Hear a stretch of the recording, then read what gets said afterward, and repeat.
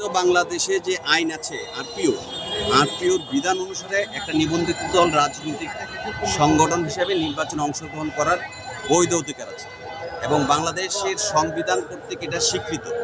এখানে যদি আমরা গণপ্রতিনিধি অধ্যাদেশের কোনো শর্ত লঙ্ঘন করি সেই হিসাবে এটা হতে পারে। জাতীয় পার্টি এখন পর্যন্ত সেই শর্তর একটাও লঙ্ঘন করে নাই। আমরা গণহত্যার সাথে জড়িত নাই, আমরা লুটতরাজের সাথে জড়িত নাই, আমরা চাঁদাবাজির সাথে জড়িত নাই, আমরা কোনো রাজনৈতিক দলের অফিসে আগুন দেয় নাই, আমরা কোনো রাজনৈতিক নেতার বাড়িতে আগুন দেয় নাই। কাজে সন্ত্রাস দমন আইনে অথবা আরপিওর বিধান অনুসারে কোনোভাবেই জাতীয় পার্টিকে নির্বাচন থেকে বাইরে রাখা, নিবন্ধন বাতিল করার কোনো সাংবিধানিক কোনো অবস্থান নাই। আপনি সাংবিধানিকভাবে শপথ নিয়েছেন প্রধান উপদেষ্টা প্রচলিত সংবিধান অনুসারে রাষ্ট্রপতি চক্ষুর কাছে।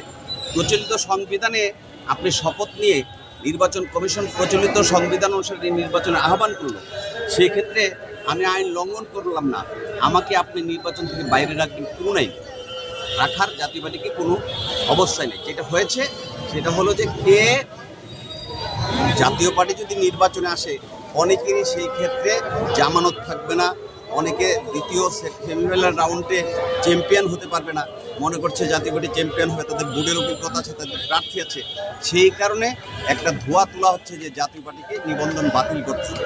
আমি স্পষ্ট বলতে চাই কোনো প্রকার সন্ত্রাসের সাথে জাতীয় পার্টি জড়িত না, আরপিওর কোনো বিধান জাতীয় পার্টি লঙ্ঘন করে নাই এবং জাতীয় পার্টি কারো বাড়িতে অফিসে অগ্নিসংযোগ করে নাই, যার কারণে জাতীয় পার্টিকে একভাবে গণহত্যার সাথে জাতীয় পার্টি জড়িত ছড়া।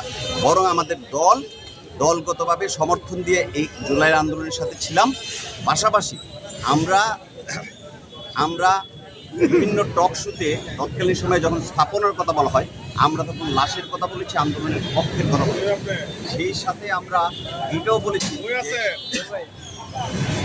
আমাদের দল আন্দোলনে আছে এবং আমাদের 2 জন শহীদ হয়েছে, 4 জন শেখ হাসিনার তৎকালীন আন্দোলনে অংশগ্রহণ করার কারণে জেল খেটেছে, আমাদের বিরুদ্ধে তৎকালীন সময়ে মামলা হয়েছে।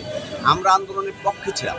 কোনো আইনে কোনো অবস্থায় জাতীয় পার্টিকে বাতিল করার মতো কোনো অবস্থান আছে বলে আমরা মনে করি না।